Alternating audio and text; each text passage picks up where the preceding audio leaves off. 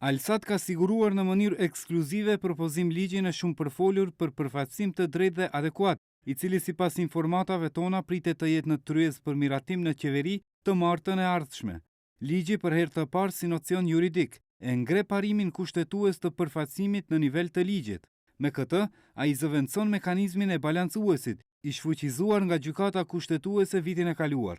Qëllimi i ligjit është që të rregullojë respektimin, avancimin dhe ndjekjen e përfaqësimit adekuat dhe të drejtë të komuniteteve në të gjitha nivelet e pushtetit. Fryma e ligjit bazohet në amendamentin 6 të Kushtetutës dhe i obligon institucionet që të kujdesen për respektimin e përfaqësimit të komuniteteve nëpër institucione, megjithatë duke pasur kujdes diskriminimin e qytetarëve dhe duke mbajtur llogari për përgatitjen profesionale, kompetencën, integritetin, transparencën dhe gjithëpërfshirjen.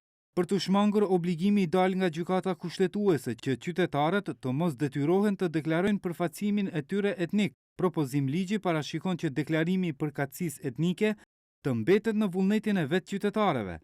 Alsat mëson se në bazë të gjuhës së letërnjoftimit, dokumenteve të tjera shtesë, si dhe kryqëzimit të informacioneve nga të dhënat personale të kandidatit, do të përcaktohet dhe përkatësia etnike e tij kur të konkurrojë për vendin e punës. Për propozimin e etniteteve, institucionet do të marrin për bazë të dhënat nga regjistrimi i fundit i popullsisë. Në rast se ndonjë institucion ka numër të ulët të përfaqësimit të ndonjërit prej komuniteteve, atëherë ligji lejon që ai komunitet të trajtohet me vëmendje të veçantë dhe preferencë, dhe me këtë nuk llogaritet se bëhet diskriminim ndaj komuniteteve të tjera, pasi është në drejtim të përmbushjes së parimit kushtetues.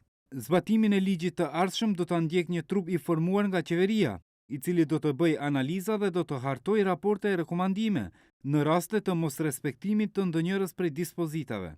Në ligj, pavarësisht se nuk ka dispozitiv ndëshkues në rast të moszbatimit, njëri nga nenet e propozuar i jep forcën Komisionit Antidiskriminim, si monitorues i trupit koordinativ qeveritar për vendimet që merren lidhur me punësimet. Ligji thekson se trupi koordinues do të drejtohet nga njëri prej zëvendës kryeministrave, por pa theksuar taksativisht etninë e zëvendës kryeministrit.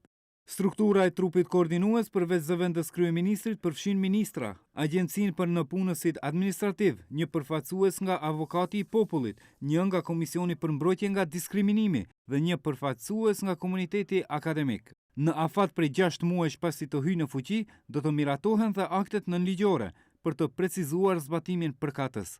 Pritet të shihet pesha e akteve nënligjore dhe rregullimi i rasteve konkrete përmes tyre. Ndërkaq në po të njëjtin afat 6 mujor, qeveria do të bëjë kontroll ndaj të gjitha ligjeve që lidhen me përfaqësimin e drejtë dhe adekuat. Megjithatë, për të ardhur deri këtu, ligji duhet të kalojë filtrin e Komisionit të Venecias, menjëherë pasi qeveria ta dërgojë atë me prioritet. Pas marrjes së mendimit nga Venecia, në rast se nuk ka vërejtje, ligji do të dërgohet në kuvent për miratim. Përmes kësaj forme, qeveria ka lënë mundësinë që faza e amendimit të ligjit dhe debati publik t'i referohet efikasitetit të ligjit dhe politizimit të tij.